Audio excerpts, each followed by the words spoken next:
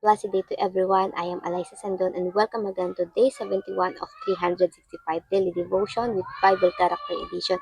At ngayong araw nga po ay February 9, 2026 and yung devotion natin ay patungkol kay Joseph and his brothers. It's all about the truth about forgiveness.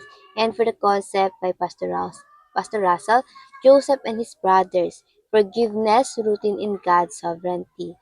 So Joseph, brother, had done something very wrong. They sold him, lied about him, and left him to suffer. Many years later, Joseph stood before them as a ruler in Egypt. He had the power to punish them, but instead, he chose to forgive. Joseph did not say their sin was small or acceptable. He clearly said they meant evil. But he also believed something bigger, that God was in control the whole time. And God used their sinful action to save many lives. So, Joseph's forgiveness came from trusting God's plan and not from forgetting the pain. His story teaches us that God rules even over human evil, and His purpose, good purposes, will always stand. And now para naman sa ating scripture reading, ito ay mababasa natin sa Genesis 41 verse 1 to 8. And before all, itong kwento ni Joseph ay talagang napakahaba from Genesis 31 up to the last chapter of Genesis 50. So, si Joseph again, may 11 siyang kapatid. And he is the 11th son of Jacob and the favorite among them. Si Joseph, pinagkaisahan siya ng mga kapatid, pinagtulungan siya na or pinagplanuhan siyang patayin pero tumutol nga po itong panganay niyang kapatid na si Reuben. Kinulong sa balon si Joseph at binenta sa mga traders papuntang Egypt. Nung nasa Egypt na siya, God never forget him. He made him successful in everything he do, from being a slaver na naging prisoner and become the second command in the land of Egypt. So nagkaroon siya ng katungkulan, pinakamataas, pangalaw sa pinakamataas na katungkulan sa bansa ng Egypt. Now, from Egypt at sa mga karatig bayan, nagkaroon ng matinding tagutom, famine. Hinandle ito lahat ni Joseph. At sa bayan ng kanyang ama at mga kapatid sa Canaan, ramdam talaga yung taggutom. Kaya itong si Jacob, inutusan niya yung mga anak niya, yung mga kuya nga ni Joseph, na pumunta sa Egypt para bumili sa kanila ng mga stocks para hindi sila mamatay sa gutom. And syempre, sa haba ng panahon, maraming nagbago kay Joseph. His life, his language, and yung lifestyle niya. More on yung physical appearance ni Joseph ay nagbago. Kaya nung dumating yung mga kapatid ni Joseph doon sa Egypt, he remember all his brother, pero hindi nila nakilala si Joseph. And so, si Joseph, he is a soft man. Napaka malambot niya, yung kumbaga yung puso niya ay malambot sa kanyang pamilya. Nung nakita niya ang mga kapatid, umalis siya dahil naiiyak siya. And maraming beses ito nangyari throughout this scripture. And this shows that he really loved his brothers. So, sa kabila ng mga pangyayari, kaganapan ay mahal na mahal niya pa rin yung mga kapatid niya. And si Joseph, hindi niya maiwasang hindi umiyak dahil nauunawaan niya yung salita ng kanyang mga kapatid. So, ito kasi si Joseph, may ginawa siya, kumbaga, tinitrick niya yung mga kapatid niya. Kunwari, pinagsasabihan niya na masakit na salita, para harshly word, pero hindi naman to the point na sobrang sakit. Yung pinagbibintangan niya nga, espiya lang sila, ganto ganyan, para may plano kasi si Joseph. And ito nga yung sabi ng mga kapatid niya, siguro ito na yung parusa ng Diyos sa kanila or sa atin dahil dun sa ginawa nating kasamaan o hindi maganda sa kapatid natin si Joseph. Then ayun, naintindihan yun ni Joseph. Bagamat nag-uusap sila ng mga kapatid niya in using translator.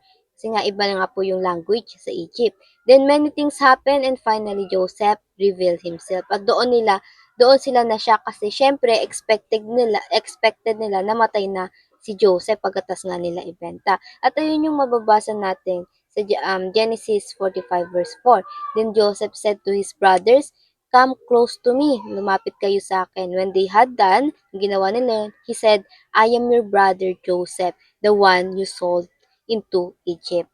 And para naman sa ating katuruan, number one, true forgiveness is rooted in God's sovereignty. At yung ginawa ni Joseph, hindi siya nagtanim ng sama ng loob sa kanyang mga kapatid.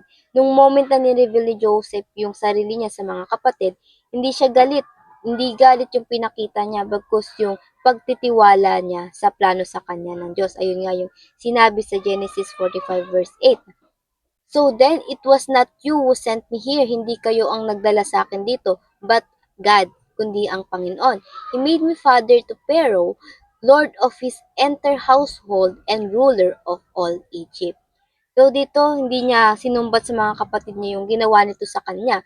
And kundi buong puso niyang in-embrace yung ginawa ng Diyos sa buhay niya. At sabi nga sa Genesis 45 verse 7, and now, do not be distressed and do not be angry with yourself.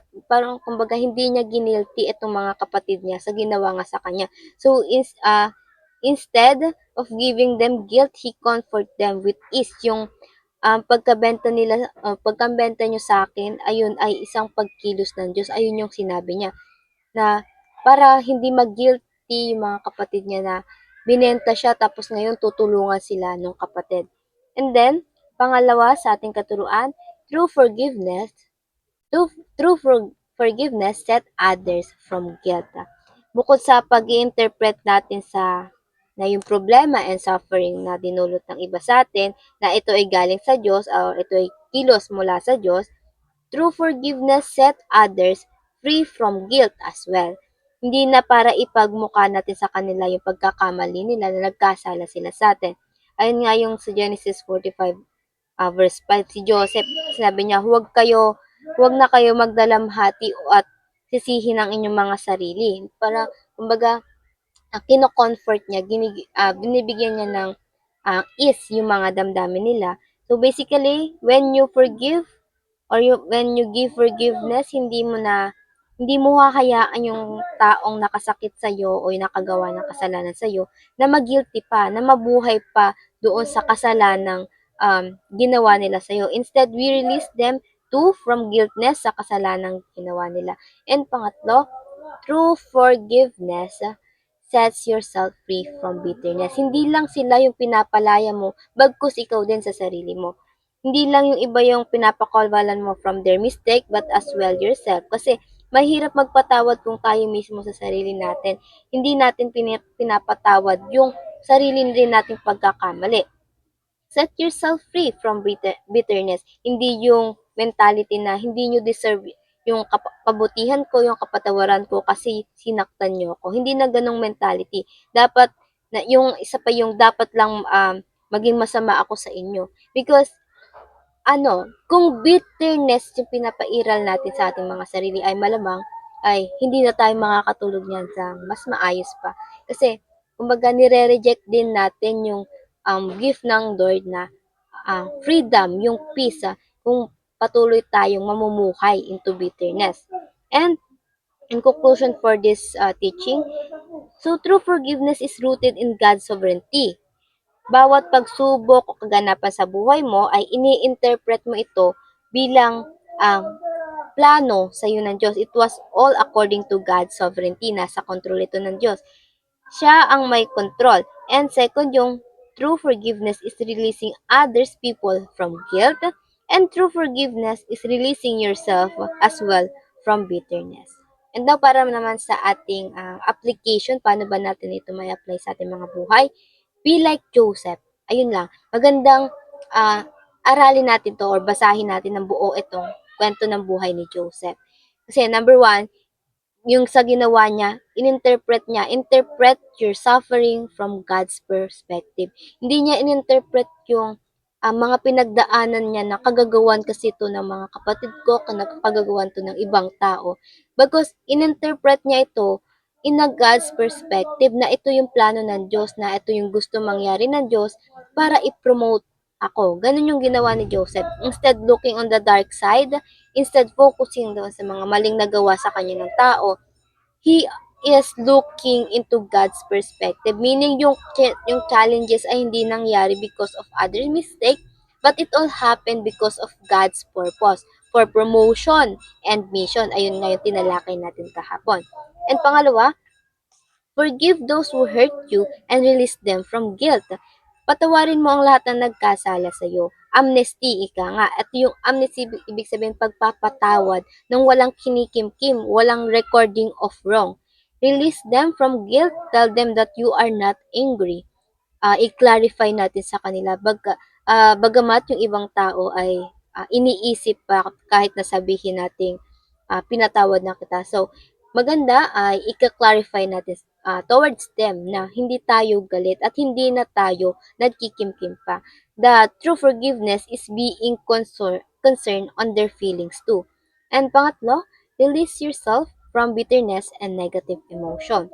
Do yourself a favor. Release yourself from anger. Huwag na nating papaitin pa yung buhay natin. Bagamat dumaranas na nga tayo ng kapaitan, tayo pa sa sarili natin ay pinapapait pa natin lalo. And so, just be happy. Maging masaya na lang tayo. Yung mga nangyayari sa ating buhay ay nangyari under sovereignty of God. Ibig sabihin, ang Diyos ang may control, ang Diyos ang may plano, ang Diyos ang may pakana nito. And it was all good, worth it lahat ito dahil kapag ang Diyos ay ang nagplano, wala namang pangit.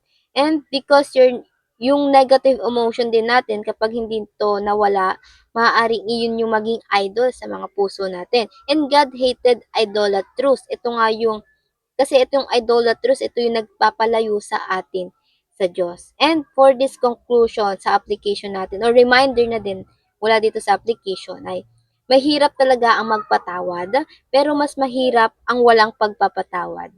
So check yourself, baka kaya ka nahihirapan o kaya God cannot promote you right now is because marahil ay ikaw mismo ang pumipilit sa sarili mo magkaroon ng unforgiveness heart.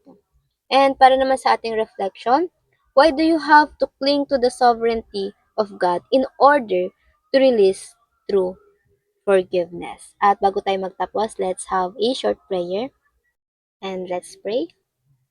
Our Father in heaven, we thank you and we glorify you for today's devotion. Panginoon, na hinayaan mo kami na marinig ang iyong mga salita at pagpapaalala sa amin, Panginoon.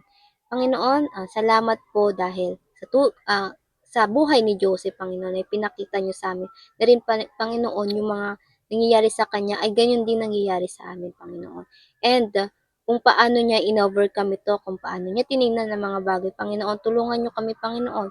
Buksan niyo ang aming mga mata, isipan at puso, Panginoon, na gawin din ito, Panginoon, na isabuhay itong mga application dito sa aming devotion, Panginoon. Soften our heart, Lord God, na hindi ang pride, Panginoon, ang nangunguna sa aming mga buhay. Tulungan niyo kami magpatawad, Panginoon, bagamat kayo ay pinatawad niyo rin kami sa kabila ng mas matindi naming mga pagkakasala, Panginoon. Panginoon, kayo nawa ang siyang palaging manguna sa aming mga daraanan. Magliwanag kayo, Panginoon, at madakilan ng bawat tao sa aming buhay, Panginoon. At ayun lamang po, in Jesus' name we pray. Amen and amen and amen. At ayun lang po, I hope marami tayong natutunan at matututunan tayo. And I pray na sama-sama sana tayong lumago para sa Panginoon. And see you again tomorrow for our devotion. Have a nice day ahead and God bless.